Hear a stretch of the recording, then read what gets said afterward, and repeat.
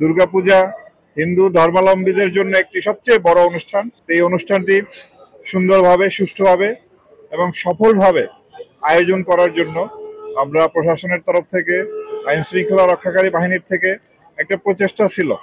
তো আমরা আশা করি যে এবারের উৎসবটি কালকে বিজয়া দশমীর মাধ্যমে সমাপ্তি হবে। এই পর্যন্ত যেভাবে চলেছে আমরা সন্তুষ্ট। মোটামুটি সারা দেশেই 33,000-এর উপরে পূজা মণ্ডপ ছিল।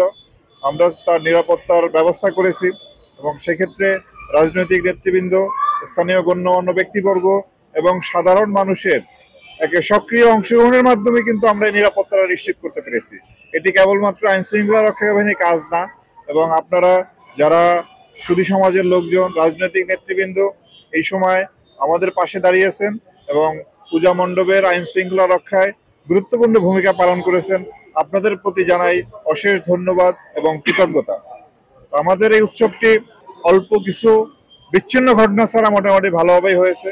এই পর্যন্ত প্রায় 35,000 মণ্ডপের মধ্যে 49টি মণ্ডপে কিছু নাশকতাকারী, কিছু কাপুরুষ, কিছু অসুস্থ মন মানসিকতার যে কিছু লোক, তারা বিচ্ছিন্ন ঘটনা ঘটার চেষ্টা করেছে।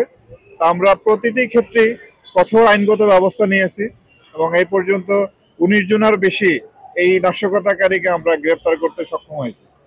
আমরা আশা করব যে আমাদের এই সম্প্রীতির বাংলাদেশ, এই বাংলাদেশটি কিন্তু সকল ধর্মের লোকের বাংলাদেশ, সকল গোত্রের বাংলাদেশ।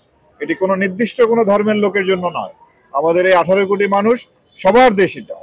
এই দেশে যিনি যে ধর্মেরই হন না কেন, যে বর্ণের হন, যে গোত্রেরই হন না কেন, আমরা সবাই সমান অধিকার নিয়ে আমাদের যে অনুষ্ঠানগুলি আছে যার যার ধর্মের, সেই অনুষ্ঠানগুলি আমরা পালন করব, একে অপরের সহায়তা করব।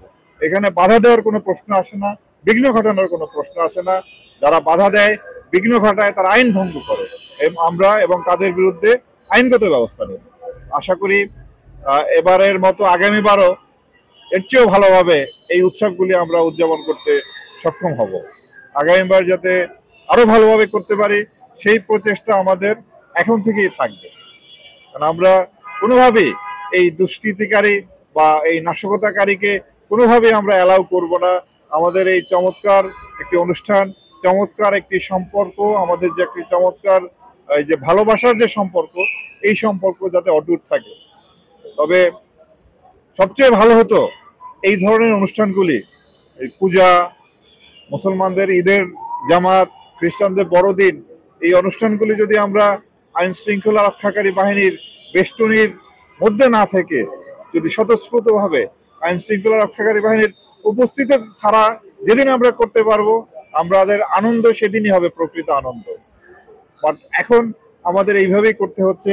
আশা করি সেই দিন আসবে এই দেশে আমরা এই আমাদের যে ধর্মীয় অনুষ্ঠানগুলি কোনো রকম প্রহরা ছাড়াই আমরা স্বতঃস্ফূর্তভাবে সাধারণ মানুষের উপস্থিতিতে আমরা সম্পন্ন করতে পারবো, এই আশাবাদ ব্যক্ত করে। এবং আবারও আমি এই মণ্ডপে যারা পূজা উদযাপন কমিটির সম্মানিত সভাপতি সেক্রেটারি আছেন, তাদের প্রতি অশেষ কৃতজ্ঞতা যে আমাদেরকে যেভাবে আপনারা আপ্যায়ন করেছেন, যেভাবে গ্রহণ করে নিয়েছেন।